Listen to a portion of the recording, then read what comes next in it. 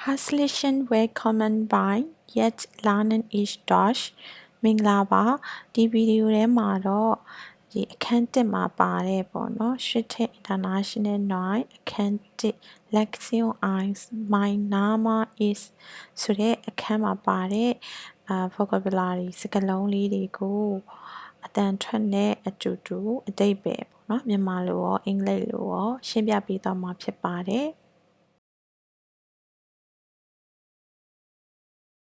Der Tag die Tage အင်္ဂလိပ်လိုဆိုရင် day ဆိုတဲ့အဓိပ္ပာယ်ပေါ့နော်နေ့တနင်္လာအင်္ဂါဗုဒ္ဓဟူကြာသပတေးပေါ့အဲ့ဒီနေ့ရက်တွေကိုပြောတဲ့နေ့ပါGuten Tag ဥပမာအနေနဲ့ Guten Tag လို့မှတ်ထားလို့ရပါတယ်Guten Tag လို့ပြောရင်မင်္ဂလာရှိတဲ့နေ့ပါဆိုပြီးနှုတ်ဆက်တဲ့စကားလုံးအနေနဲ့သုံးတဲ့စကားလုံးပါမြန်မာလိုမင်္ဂလာပါနဲ့တူတယ်ပေါ့နော်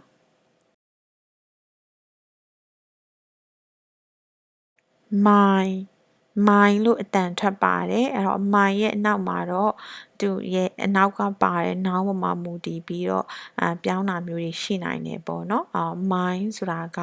အင်္ဂလိပ်လိုလဲမိုင်ပေါ့နော်ကျွန်တော်ရဲ့ကျမရဲ့ဆိုတဲ့အဓိပ္ပာယ်ပေါ့နော် My name is Lara လို့ပြောရင်ကျမနာမည်က Lara ပါဆိုတဲ့အဓိပ္ပာယ်ပါ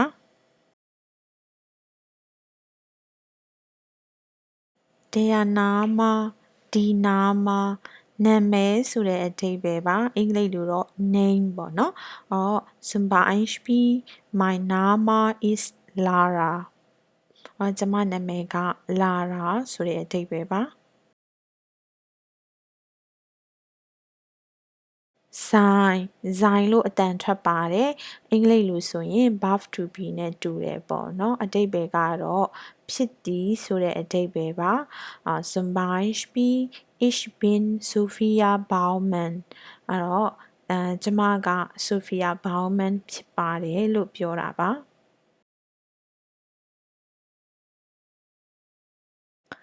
ich လို့အတန်ထွက်ပါတယ်အဓိပ္ပာယ်ကတော့ကျွန်တော်ကျမဒါမှမဟုတ်ရင်ငါပေါ့နော်အင်္ဂလိပ်လိုကတော့ I ဆိုတဲ့စာလုံးနဲ့တူပါတယ်zum Beispiel ich heiße Lara ကျမက Lara ပါလို့ပြောတာပါ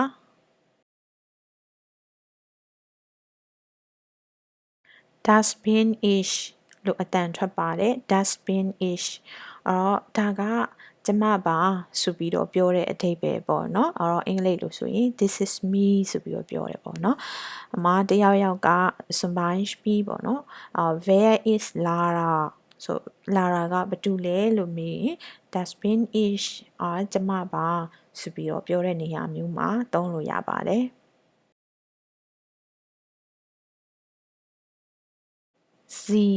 Z လို့အတန်ထွက်ပါတယ်အဲ့တော့ဒါက formal အနေနဲ့သုံးတာပေါ့နော်formal Z လို့မှတ်ထားရင်လည်းရပါတယ်အင်္ဂလိပ်လိုဆိုရင် you ဆိုတဲ့အဓိပ္ပာယ်ပါအဲ့တော့မြန်မာလိုဆိုရင်တော့တင်ပေါ့နော်တင်တို့ခမရတို့အဲ့လိုမျိုးအနေနဲ့သုံးတယ်ပေါ့နော်ယဉ်ကျေးတဲ့အနေနဲ့သုံးတာပါ zum Beispiel wie heißen Sie အဲ့တော့တင့်နာမည်ဘယ်သူလဲပေါ့နော်မင်းကဘယ်သူလဲပဲဖြစ်ဖြစ်ပေါ့ယဉ်ကျေးအောင်သူများနာမည်ကိုမေးတဲ့နေရာမှာသုံးတာပါ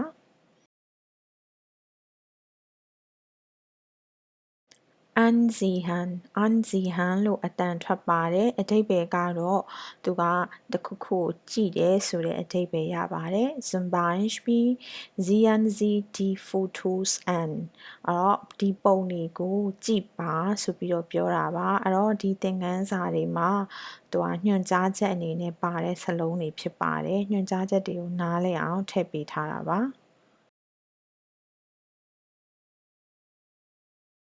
Huran လို့အတန်ထွက်ပါတယ်နားထောင်တာပေါ့နော်အဓိပ္ပာယ်ကနားထောင်တယ်ဆိုတဲ့အဓိပ္ပာယ်ပါအင်္ဂလိပ်လိုဆိုရင်တော့ to listen ပေါ့နော် to listen zum Beispiel hören Sie ဆိုပြီးတော့သုံးရပေါ့နော် hören Sie လို့ပြောရင်နားထောင်ပေးပါလို့ပြောတာပါ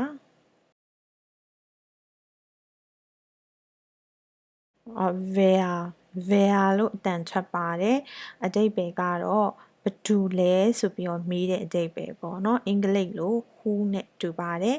zum Beispiel wer ist das အဲ့တော့နမူနာပြောရမယ်ဆိုရင် wer ist das ဆိုတာဘသူလဲပေါ့အဲ့ဒါဘသူလဲသူ့နာမည်ကဘသူလဲဆိုတာမျိုးမေးတဲ့အနေပါ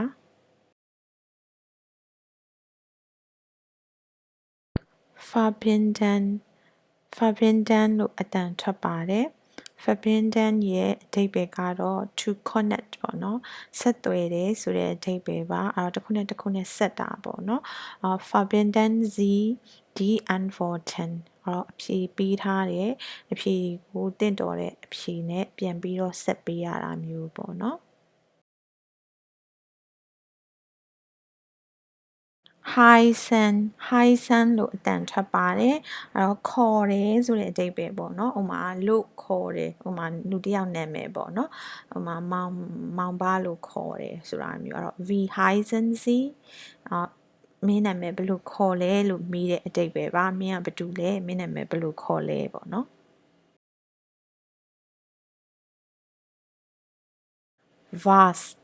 vast လို့အတန်ထွက်ရမှာဖြစ်ပါတယ်အင်္ဂလိပ်လို what ဆိုတဲ့စကားလုံးနဲ့တူပါတယ်အဲ့တော့ဘာလဲလို့မေးတာပဲဖြစ်ပါတယ်အဲ့တော့ zum Beispiel wer sagt was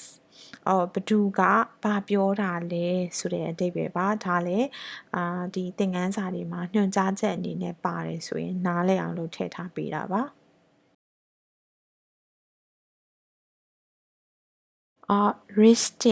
richtig လို့အတန်ထွက်ရမှာဖြစ်ပါတယ်အဓိပ္ပာယ်ကတော့အင်္ဂလိပ်လိုဆိုရင် correct ပေါ့နော်မြန်မာလိုဆိုရင်တော့မှန်တယ်ဆိုတဲ့အဓိပ္ပာယ်ပါzum Beispiel das ist richtig အဲ့တော့ဒါကမှန်တယ်လို့ပြောတာပါ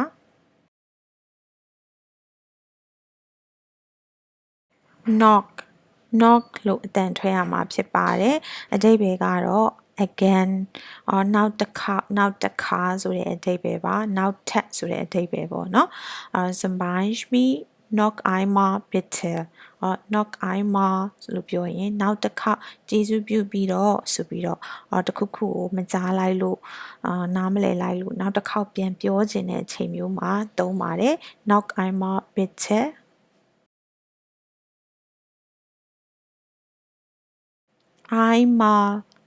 einmal လို့ပြောရင်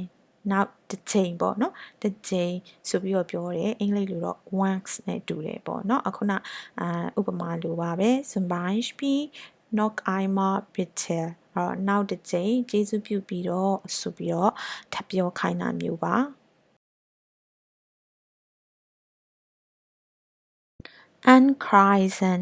Ankreisen လို့အတန်ထွက်ပါတယ်အဓိပ္ပာယ်ကတော့ to mark with a cross ပေါ့နော်ဒီကြက်ချေကန်ပေါ့နော်ကြက်ချေကန်အမှတ်အသားတစ်ခုလောက်တာကိုပြောတာပါအဲ့တော့ဂျာမန်စာမှာ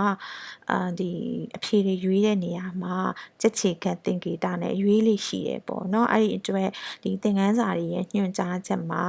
Ankreisen ဆိုတဲ့စကားလုံးကိုသုံးတာဖြစ်ပါတယ် zum Beispiel kreisen Sie an အဲ့တော့ခါကြတော့တရားတက်ချေကအမှတ်အသားနဲ့ရွေးချယ်ဖို့ဒါပေးတဲ့ညွှန်ကြားချက်ပါ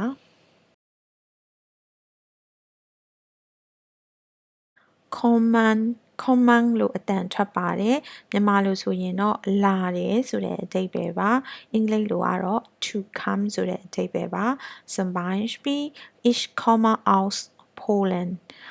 ပိုလန်နိုင်ငံကပါလို့ပြောတာပါသူရဲ့မိခင်နိုင်ငံကိုပြောတဲ့နေရာမှာသုံးတဲ့စကားလုံးပါ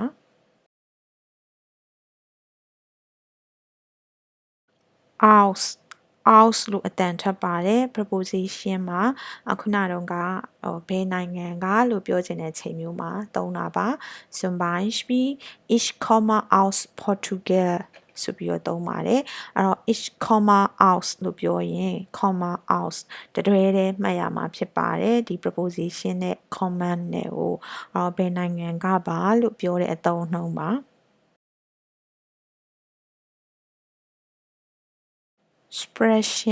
expression လို့အတန်ထွက်ပါတယ် to speak ပေါ့နော်အင်္ဂလိပ်လိုဆိုလို့ရှိရင်เนาะမြန်မာလိုကတော့ပြောတယ်စကားပြောတယ်ဆိုတဲ့ပြောတည်ပေါ့နော်အတိတ်ပဲပါ zum Beispiel was sprechen Sie ဆိုပြီးတော့မေးတာမျိုးတုံးလို့ရပါတယ်အဲ့တော့ဘာသာစကားတွေပြောလဲဆိုတာမျိုးမေးခွန်းပါဒါကတော့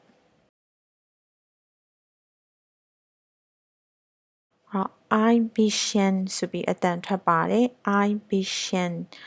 အဓိပ္ပာယ်ကတော့ a little ပေါ့နော်နည်းနည်းဆိုတဲ့အဓိပ္ပာယ်ပါ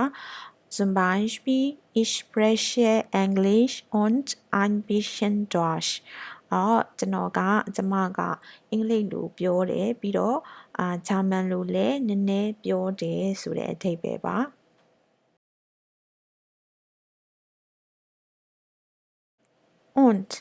und လို့အတန်ထွက်ပါတယ်အင်္ဂလိပ်လို and ဆိုတဲ့အဓိပ္ပာယ်နဲ့တူပါတယ်မြန်မာလိုဆိုရင်နှင့်ပေါ့နော်နှင့်ဆိုတဲ့အဓိပ္ပာယ်ပါzum Beispiel ich spreche Englisch und ein bisschen Deutsch ကျမကအင်္ဂလိပ်လိုနဲ့ဂျာမန်လိုနည်းနည်းပြောတတ်တယ်ဆိုတဲ့အဓိပ္ပာယ်ပေါ့နော်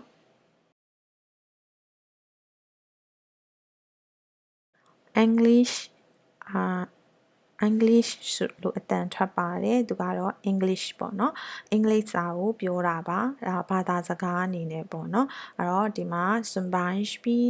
ich spreche Englisch und ein bisschen Deutsch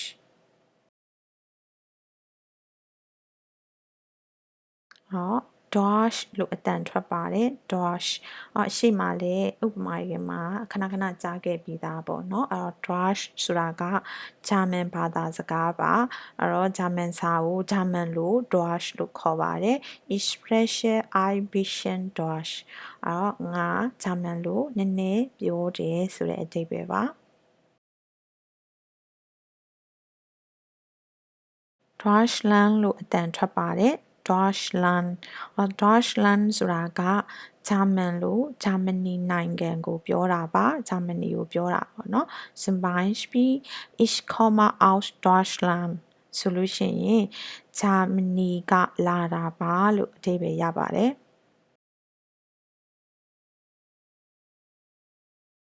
Sagen လို့အတန်ထွက်ပါတယ် Sagen အဓိပ္ပာယ်ကအင်္ဂလိပ်လိုဆိုရင် to say ပေါ့နော်တစ်ခုခုကိုပြောတယ်ဆိုတဲ့အဓိပ္ပာယ်ပါ Sagen Sie bitte langsam ဆိုရင်ဖြည်းဖြည်းပြောပါလို့ပြောတာပါ Zuordnen လို့အတန်ထွက်ပါတယ်အဓိပ္ပာယ်ကတော့ to assign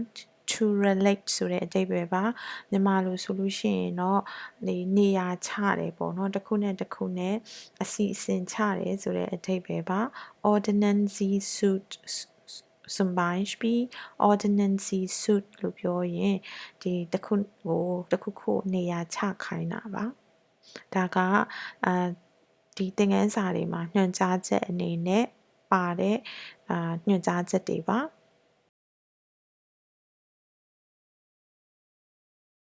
Auf Wiedersehen ဆိုအတန်ထွက်ပါတယ် Auf Wiedersehen နှုတ်ဆက်တဲ့နေရာမှာသုံးတဲ့စကားလုံးပါ Auf Wiedersehen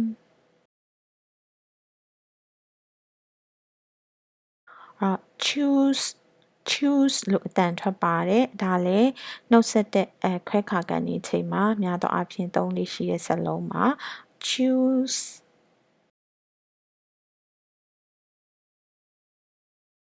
Bischpetter လို့အတန်ထွက်ပါတယ် Bischpetter နောက်မှပြန်တွေ့ကြမယ်ဆိုတာမျိုးအင်္ဂလိပ်လိုဆိုရင် see you later လို့ပြောတဲ့အားနဲ့တူတူပါပဲ Bischpetter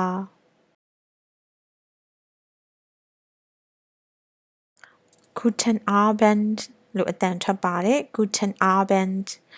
good evening ပေါ့နော်အင်္ဂလိပ်လိုဆိုရင်မင်္ဂလာညနေခင်းပါဆိုတဲ့အဓိပ္ပာယ်ပါ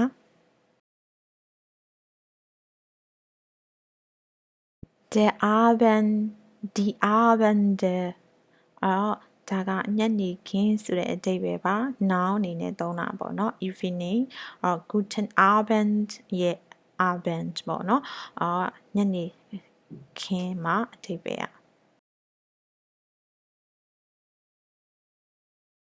Die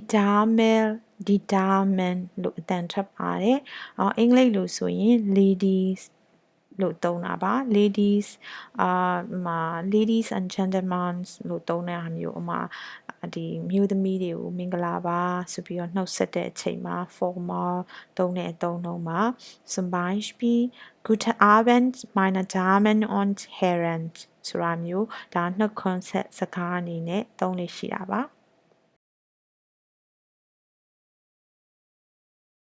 Der Herr die Herren ဆိုပြီးတော့အတန်ထွက်ပါတယ် gentleman ဆိုတဲ့အဓိပ္ပာယ်ပေါ့เนาะအခုနလိုပဲမင်္ဂလာပါလို့နှုတ်ဆက်တဲ့နေရာမှာအင်္ဂလိပ်လိုဆိုရင် ladies and gentlemen ဆိုပြီးတော့နှုတ်ဆက်တဲ့နေရာမှာ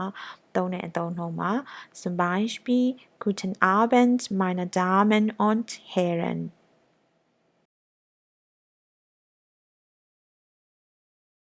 Willkommen လို့အတန်ထွက်ပါတယ် Willkommen ဆိုတာက welcome ဆိုတဲ့အဓိပ္ပာယ်ပါမင်္ဂလာပါကြိုဆိုပါတယ်ဆိုပြီးတော့နှုတ်ဆက်တာပုံစံမျိုးပါ Willkommen bei Musik International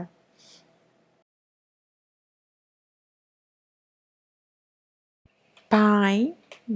ဆိုပြီးတော့အတန်ထွက်ပါတယ်အဓိပ္ပာယ်ကတော့ to ဆိုတဲ့အဓိပ္ပာယ်ပါသူကနေရာတွေရဲ့ရှေ့မှာသုံးတယ်ပေါ့နော်ဒီမှာဆိုရင် zum Beispiel Willkommen bei Musik International အဲ့တော့ဒီကနေပြီးတော့ပေါ့နော်ကြိုဆိုတယ်ဆိုတဲ့အဓိပ္ပာယ်ပေါ့နော် Music International ဆိုတဲ့အစီအစဉ်ကနေကြိုဆိုပါတယ်လို့အဓိပ္ပာယ်ရပါတယ်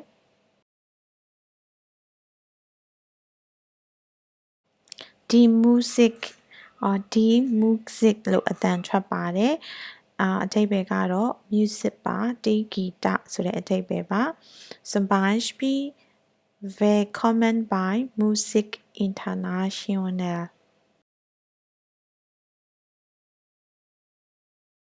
international လို့အတန်ထွက်ပါတယ်အဓိပ္ပာယ်ကတော့ international ပေါ့နော်နိုင်ငံတကာလို့အဓိပ္ပာယ်ရပါတယ် zum Beispiel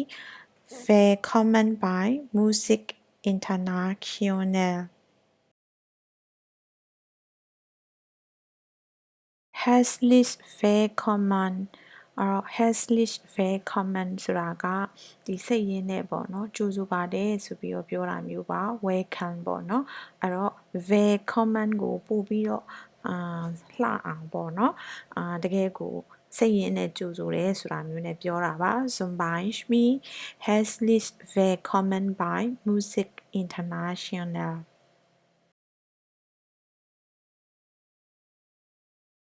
Der Morgen die Morgen လို့အတန်ထွက်ပါတယ်အဓိပ္ပာယ်ကတော့မနက်ခင်းဆိုတဲ့အဓိပ္ပာယ်ပါ morning လို့အဓိပ္ပာယ်ရပါတယ် zum Beispiel Guten Morgen မင်္ဂလာနံနက်ခင်းပါဆိုပြီးတော့နှုတ်ဆက်တဲ့အမျိုးပါ Die Nacht die Nächte လို့အတန်ထွက်ပါတယ်အဓိပ္ပာယ်ကတော့အင်္ဂလိပ်လိုဆိုရင် night ပါမြန်မာလိုညဆိုတဲ့အဓိပ္ပာယ်ပါ zum Beispiel Gute Nacht မင်္ဂလာညချမ်းပါလို့အဓိပ္ပာယ်ရပါတယ် good night ဆိုတဲ့အဓိပ္ပာယ်ပါ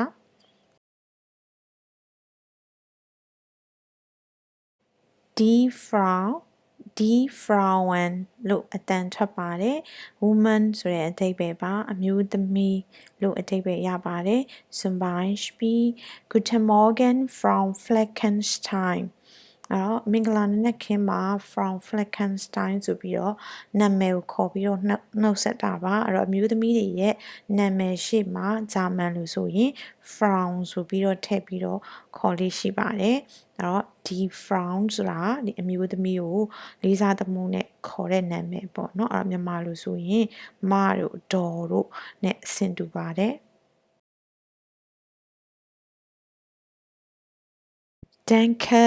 Danke လို့အတန်ထွက်ပါတယ် Danke ဆိုတာက thank you ဆိုတဲ့အဓိပ္ပာယ်ပါ zum Beispiel Oh danke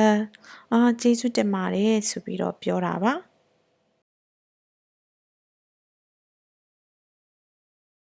Gern sein ဆိုပြီးတော့အတန်ထွက်ပါတယ် Gern sein ဆိုတာက to fill in ဆိုတဲ့အဓိပ္ပာယ်ပါအဲ့တော့တစ်ခုခုကိုဖြည့်တာပေါ့နော်ဥပမာကွက်လက်ဖြည့်တယ်ပေါ့လွတ်နေတဲ့နေရာကိုဖြည့်တာမျိုးပါ zum Beispiel ergänzen die Tabelle အဲ့တော့ဇယားကွက်ကိုဖြည့်ပါဆိုတဲ့အဓိပ္ပာယ်ပါဒါလည်းသင်ခန်းစာတွေမှာညွှန်ကြားချက်အနေနဲ့သုံးတာပါဒီသင်ခန်းစာတွေမှာနားလည်အောင်လို့ဘာလောက်ခိုင်းနေဆိုတာနားလည်အောင်လို့သုံးတဲ့အသုံးနှုန်းတွေကိုရှင်းပြထားတာပါlisten လို့အတန်ထွက်ပါတယ်အဓိပ္ပာယ်ကတော့ to read ပေါ့နော်ဖတ်တယ်ဆိုတဲ့အဓိပ္ပာယ်ပါ zum Beispiel lesen Sie die Gespräche အဲ့တော့ဒီဟာတွေကိုဖတ်ခိုင်းတာပေါ့နော်စကားပြောတွေကိုဖတ်ပါဆိုတဲ့အဓိပ္ပာယ်ပါ das Gespräch die Gespräche လို့အတန်ထွက်ပါတယ် conversation ဆိုတဲ့အဓိပ္ပာယ်ပါစကားပြောပေါ့နော်အဲ့တော့ဒီမှာ zum Beispiel lesen Sie die Gespräche လို့ပြောရပါမယ်အဓိပ္ပာယ်အနေနဲ့ဆိုရင်တော့ဒီစကားပြောပေါ့နော်ဒီသင်ခန်းစာထဲမှာပါတဲ့စကားပြောတွေကိုဖတ်ပါလို့ပြောတာပါ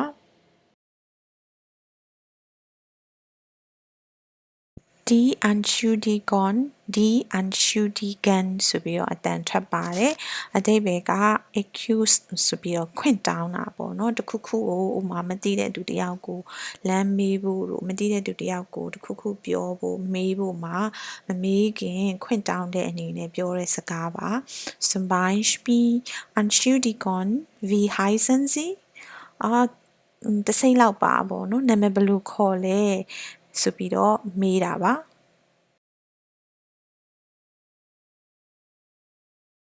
V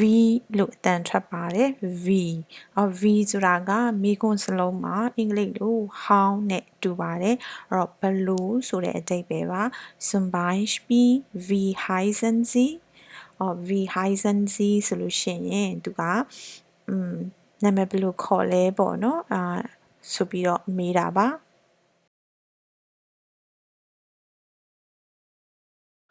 Freut mich ဆိုပြီးတော့အတန်ထွက်ပါတယ် Freut mich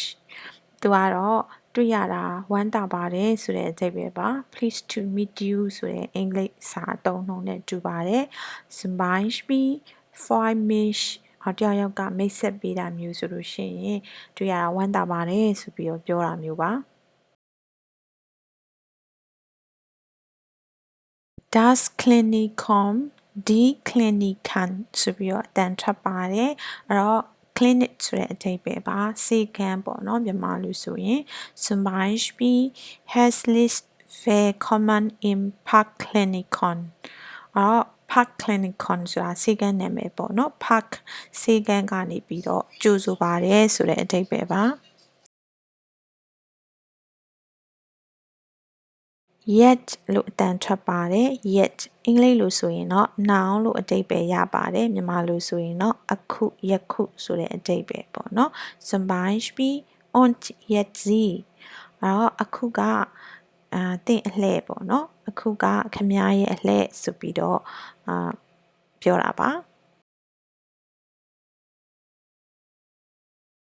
spielen လို့အတန်ထွက်ပါတယ် to play ဆိုတဲ့အဓိပ္ပာယ်ပါအဲ့တော့ကစားတယ်ပေါ့နော်ဆိုတာမျိုးတခုခုကို role play လုပ်တာမျိုးပေါ့နော်spielen zum Beispiel spielen Sie das Gespräch im Kurs mit Ihren Namen တော့ဒီစကားပြောပေါ့နော်စကားပြောကိုကိုယ့်ရဲ့နာမည်အစားသွင်းပြီးတော့ပြောကြည့်ပေါ့နော်တရုပ်ဆောင်ကြည့်ဆိုတဲ့အဓိပ္ပာယ်ပါဒါလည်းညွှန်ကြားချက်အနေနဲ့ဒီသင်ခန်းစာတွေမှာပါဝင်တာပါ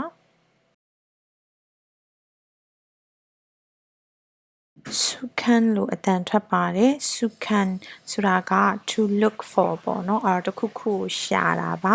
zum Beispiel suchen Sie bekannte Personen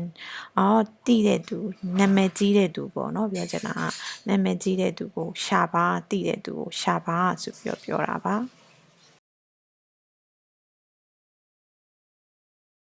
bekannt bekannt ဆိုပြီးတော့အတန်ထွက်ပါတယ် famous ဆိုတဲ့အဓိပ္ပာယ်ပါထင်ရှားတယ်ကြော်ကြားတယ်ပေါ့နော်ဆိုတဲ့အဓိပ္ပာယ်ပါ zum Beispiel so können Sie bekannte Personen ဒီထင်ရှားတဲ့သူကိုရှာပါပေါ့နော်တည်တဲ့သူကိုရှာပါဆိုတာမျိုးပါdie Personen လို့အတန်ထွက်ပါတယ်အင်္ဂလိပ်လို person ပေါ့နော် person ကိုပြောတာပါလူပုဂ္ဂိုလ်ဆိုတဲ့အဓိပ္ပာယ်ပေါ့နော်so can Sie bekannte Personen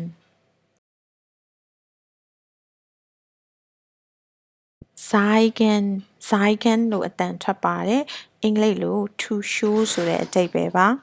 မြန်မာလိုဆိုရင်ပြတယ်ဆိုတဲ့အဓိပ္ပာယ်ပေါ့နော် zum Beispiel zeigen Sie ein Foto ဓာတ်ပုံတစ်ပုံကိုပြပါဆိုတဲ့အဓိပ္ပာယ်ရပါတယ်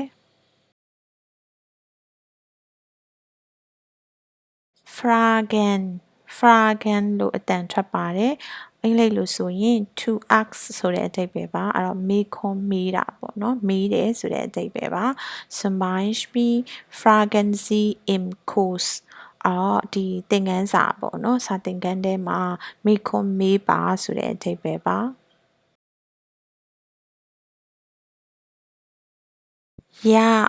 ရလို့အတန်ထွက်ပါတယ်အင်္ဂလိပ်လို yes ဆိုတဲ့အဓိပ္ပာယ်နဲ့အတူတူပါဟုတ်တယ်ဆိုတဲ့အဓိပ္ပာယ်ပေါ့နော်မြန်မာလိုဆိုရင် zum Beispiel ja stimmt ဟုတ်တယ်မှန်တယ်ဆိုပြီးပြောတာမျိုးပါ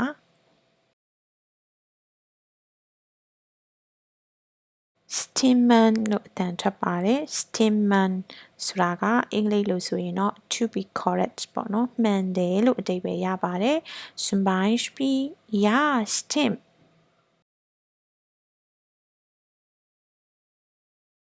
9လို့အတန်ထွက်ပါတယ်9ဆိုတာကတော့အင်္ဂလိပ်လို no ဆိုတဲ့အဓိပ္ပာယ်ပေါ့နော်မဟုတ်ဘူးဆိုတဲ့အဓိပ္ပာယ်ပါမြန်မာလိုဆိုရင် zum Beispiel ist das Sophia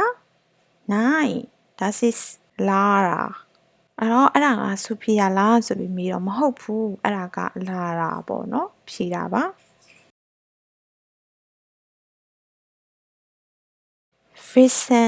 Wissen ဆိုပြီးအတန်ထွက်ပါတယ်Wissen ဆိုတာကအင်္ဂလိပ်လိုဆိုရင် to know ဆိုတဲ့အဓိပ္ပာယ်ပါသိတယ်ပေါ့နော်မြန်မာလိုဆိုရင်သိတယ်ဆိုတဲ့အဓိပ္ပာယ်ရပါတယ် zum Beispiel wer ist das ich weiß es nicht အဲ့ဒါဘာတူလဲပေါ့နော်မေးတာပါမေးတဲ့ချိန်မှာ ich weiß es nicht မသိဘူးကျွန်တော်မသိဘူးဆိုတဲ့အဓိပ္ပာယ်ပါ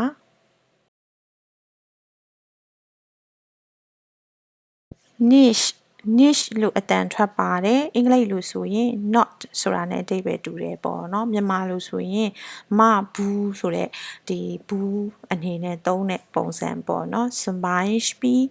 wer ist das ich weiß es nicht အဲ့ဒါဘာတူလဲဆိုတော့ကျွန်တော်မသိဘူးကျွန်မမသိဘူးဆိုတဲ့အဟာပေါ့နော်သူကကရိယာတစ်ခုခုနဲ့တွဲပြီးတော့သုံးတာပါဒီမှာဆိုတော့ vice ဆိုတာနဲ့သုံးထားတယ်ပေါ့နော်vice ကသိတယ်ဆိုတော့ is vice as nis ဆိုတော့မသိဘူးဆိုတဲ့အဓိပ္ပာယ်ရပါတယ်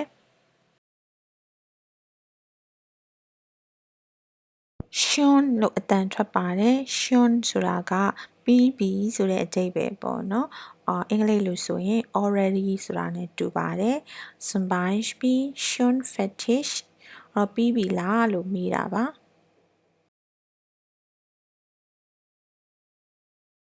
fertig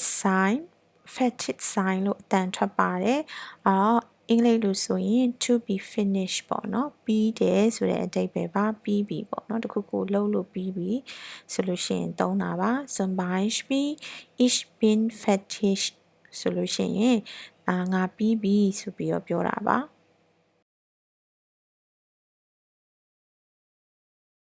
das Beispiel die Beispiele အဓိပ္ပာယ်က example ပေါ့နော်ဥပမာဆိုတဲ့အဓိပ္ပာယ်ပါမြန်မာလိုဆိုရင်တခုခုအကြောင်းအရာကိုရှင်းပြီးလို့ဥပမာအနေနဲ့လို့ပြောချင်ရင် zum Beispiel ဆိုပြီးတော့သုံးလို့ရှိပါတယ် vorher Woher လို့အတန်ထွက်ပါတယ်အဓိပ္ပာယ်ကတော့အင်္ဂလိပ်လိုဆိုရင် where from where are you from လို့မေးတဲ့အသုံးအနှုန်းမျိုးမှာသုံးဖို့ဖြစ်ပါတယ်မြန်မာလိုဆိုရင်ဘယ်ကလဲဆိုတာမျိုးဘယ်နိုင်ငံကလဲလို့မေးတဲ့သူရဲ့မိခင်နိုင်ငံကိုမေးတဲ့နေရာမှာသုံးတာပါZum Beispiel woher kommen Sie ဆိုပြီးတော့သုံးပါတယ်အဲ့တော့ဘယ်နိုင်ငံကပါလဲ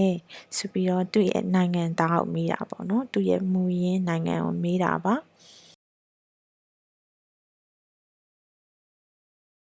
do လို့အတန်ထွက်ပါတယ်အဓိပ္ပာယ်ကတော့အင်္ဂလိပ်လိုဆိုရင် you ပေါ့နော်မြန်မာလိုဆိုရင်ခမည်းသင်ဆိုတဲ့အဓိပ္ပာယ်ပါzum Beispiel wie heißt du အဓိပ္ပာယ်ကတော့မင်းခမည်းနာမည်ဘယ်သူလဲဘယ်သူပါလဲဆိုပြီးတော့မေးတာပါ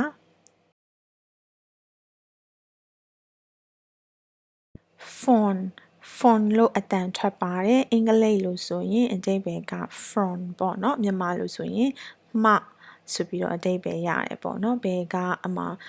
zum Beispiel ich bin von der Firma Teletech ဆိုရင်ကျွန်တော်ကဒီ Teletech လို့ခေါ်တဲ့ကုမ္ပဏီကပါပေါ့နော်အဲ့ဒီကုမ္ပဏီကဆိုတဲ့အဓိပ္ပာယ်ပါ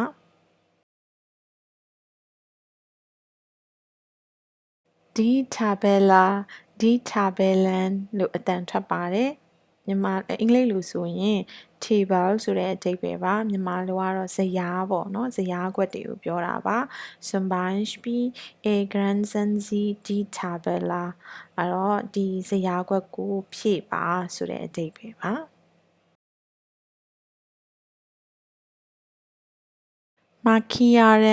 markieren လို့အတန်ထွက်ပါတယ် markieren ရဲ့အဓိပ္ပာယ်ကတော့အင်္ဂလိပ်လိုဆိုရင် to mark ပေါ့နော်မြန်မာလိုကတော့အမှတ်အသားတစ်ခုခုလောက်ခိုင်းတာပေါ့နော်ဥပမာမြင်သားခိုင်းတာမျိုး highlight လောက်တာမျိုးပေါ့နော်အဲ့တော့ကိုအဆင်ပြေတဲ့အမှတ်သားတစ်ခုခုနဲ့မှတ်လို့ရပါတယ် zum Beispiel markieren Sie dann alle Fragen mit W အဲ့တော့ WH question ပေါ့နော် V နဲ့စတဲ့မေးခွန်းတွေအကုန်လုံးကိုအမှတ်အသားလုပ်ပါလို့ပြောတာပါ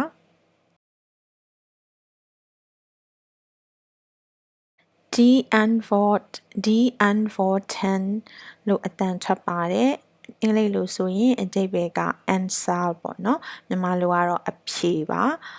zum Beispiel antworten Sie die Fragen တော့မေးခွန်းတွေကိုဖြေပါဆိုတဲ့အဓိပ္ပာယ်ပါ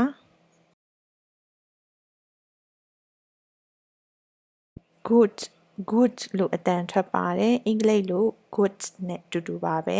အဲ့တော့ကောင်းသောလို့အဓိပ္ပာယ်ရပါတယ် du sprichst gut Deutsch အဲ့တော့ခင်ဗျားကဂျာမန်လိုကောင်းကောင်းပြောတတ်တယ်ကောင်းကောင်းပြောနိုင်တယ်ဆိုတဲ့အဓိပ္ပာယ်ပါ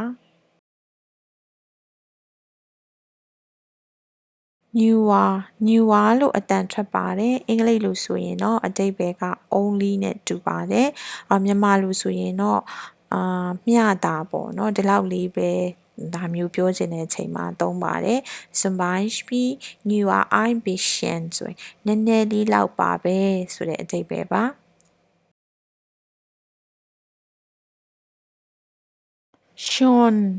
schon လို့အတန်ထွက်ပါတယ်အင်္ဂလိပ်လိုအဓိပ္ပာယ်ကတော့ nice ပေါ့နော်ကောင်းတယ်ဆိုတဲ့အဓိပ္ပာယ်ပါမြန်မာလို zum Beispiel schon ကောင်းသားပဲကောင်းသားပဲဆိုပြီးတော့ပြောတာပါ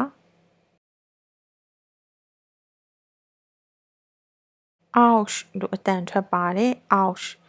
အင်္ဂလိပ်လိုဆိုရင် to ဆိုပြီးတော့ပြောတဲ့လဲပဲပေါ့နော်မြန်မာလိုလဲပဲနဲ့တူပါတယ်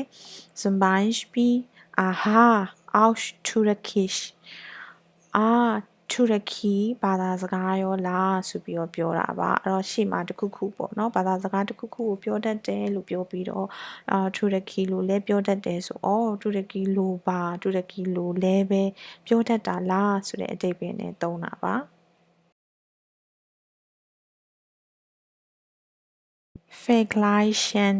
vergleichen လို့အတန်ထွက်ပါတယ်အင်္ဂလိပ်လိုအဓိပ္ပာယ်ကတော့ to compare ပေါ့နော်တစ်ခုနဲ့တစ်ခုနှိုင်းယှဉ်တာပါအဲ့တော့ zum Beispiel vergleichen Sie အဲ့တော့ဒီမှာညွှန်ကြားချက်အနေနဲ့သင်ခန်းစာတွေမှာသုံးတဲ့စကားလုံးပါ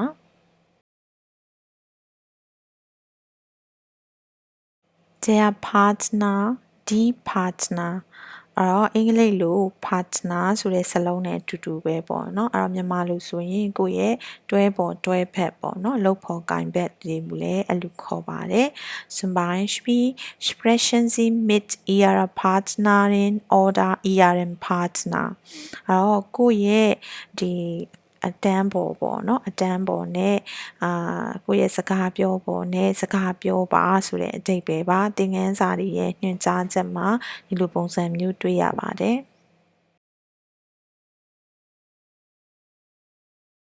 Die Sprache die Sprachen လို့အတန်ထွက်ပါတယ်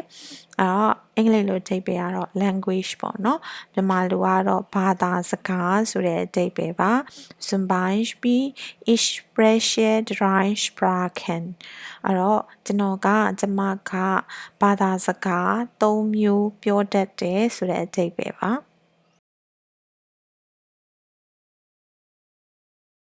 Nachsprechen Nachsprechen လို့အတန်ထွက်ပါတယ်အင်္ဂလိပ်လိုဆိုရင် to repeat something ပေါ့နော်အဲ့တော့မြန်မာလိုကတော့တခုခုကိုထပ်ပြီးတော့နောက်ကနေလိုက်ပြီးပြောတာပေါ့နော်အဲ့တော့တရားရောက်ကတခုခုပြောတယ်အဲ့ဒါကိုအဲ့ဒီအတိုင်းတွေ့မသိမ်းပေါ့နော်လိုက်ပြီးပြောတာမျိုးကို Nachsprechen လို့ခေါ်ပါတယ် Zum Beispiel sprechen Sie nachအဲ့တော့ဒါလည်းသင်ခန်းစာရဲ့ညွှန်ကြားချက်တွေမှာတချို့စကားပြောတွေမှာဒီအရှိရ audio file အတိုင်းလိုက်ပြီးတော့ပြောခိုင်းတဲ့အချိန်တွေမှာညွှန်ကြားချက်အနေနဲ့ပါတာဖြစ်ပါတယ် Buchstabieren Buchstabieren လို့အတန်ထွက်ပါတယ်အင်္ဂလိပ်လိုဆိုရင် to spell ပေါ့နော်အဲ့တော့မြန်မာလိုဆိုရင်စလုံးပေါင်းတည်လို့အဓိပ္ပာယ်ရပါတယ် Zum Beispiel Buchstabieren Sie Ihren Namen အဲ့တော့သင်ရဲ့နာမည်ကိုစလုံးပေါင်းပြပါလို့ပြောတာပါ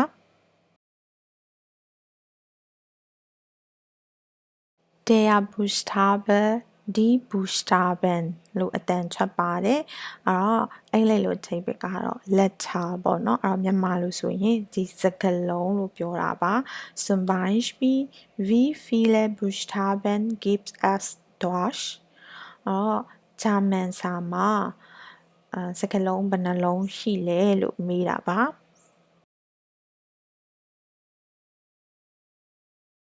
Wie bitte wie bitte လို့အတန်ထွက်ပါတယ်အင်္ဂလိပ်လို pardon နဲ့တူပါတယ်အဲ့တော့မြန်မာလိုဆိုရင်တော့တခုခုကိုပြန်ပြောလိုက်တယ်မကြားလိုက်လို့ပေါ့နော်နောက်ထပ်ပြောပါအောင်ဆိုတဲ့ပုံစံမျိုးနဲ့တောင်းဆိုခြင်းတဲ့အခါမှာ wie bitte ဆိုပြီးတော့သုံးလို့ရပါတယ် Zum Beispiel wie bitte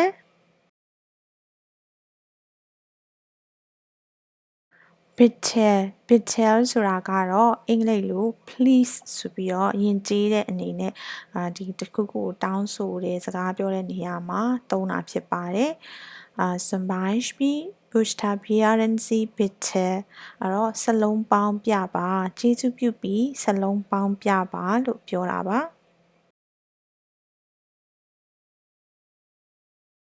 Dasein Daseinအင်္ဂလိပ်လိုအဓိပ္ပာယ်ကတော့ to be there ပေါ့နော်အဲ့ဒီနေရာမှာရှိတယ်တနေရာမှာရှိတယ်လို့ပြောချင်တဲ့အချိန်မှာသုံးတာပါအဲ့တော့ Zum Beispiel ich from bed da bitte အဲ့တော့ from bed ကရှိလားပေါ့နော်ရှိလားရှိမှပြောတဲ့အကြောင်းအရာတစ်ခုခုရှိမှာပေါ့ဥပမာ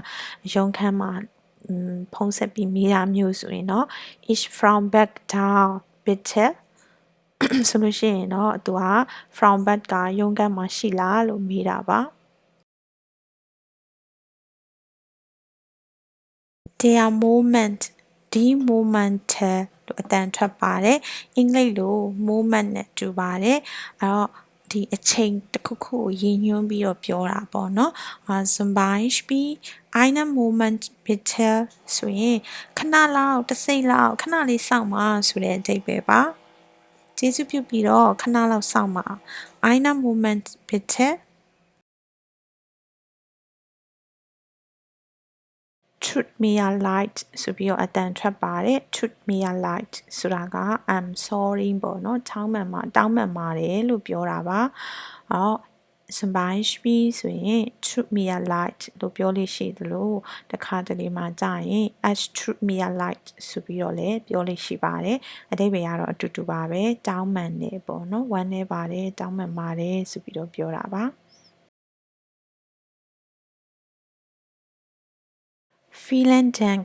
feeling dank ဆိုပြီးတော့အတန်ထွက်ပါတယ်အဓိပ္ပာယ်ကတော့ thank you very much ပေါ့နော် thank you so much ကျေးဇူးအများကြီးတင်ပါတယ်လို့ပြောတာပါ zum Beispiel vielen Dank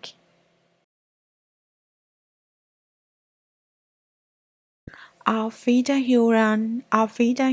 လို့အတန်ထွက်ပါတယ်နှုတ်ဆက်တဲ့အဓိပ္ပာယ်ပါ goodbye ဆိုတဲ့အဓိပ္ပာယ်ပါzum Beispiel ဆိုရင်လည်း auf Wiederhören ကိုဘယ်အချိန်မှာသုံးလို့ရှိလဲဆိုတော့နှုတ်ဆက်တာပဲမဲ့တယ်လီဖုန်းပြောတဲ့အချိန်ပေါ့နော်များသောအားဖြင့်ဖုန်းချကန်ဒီမှာသုံးပါတယ်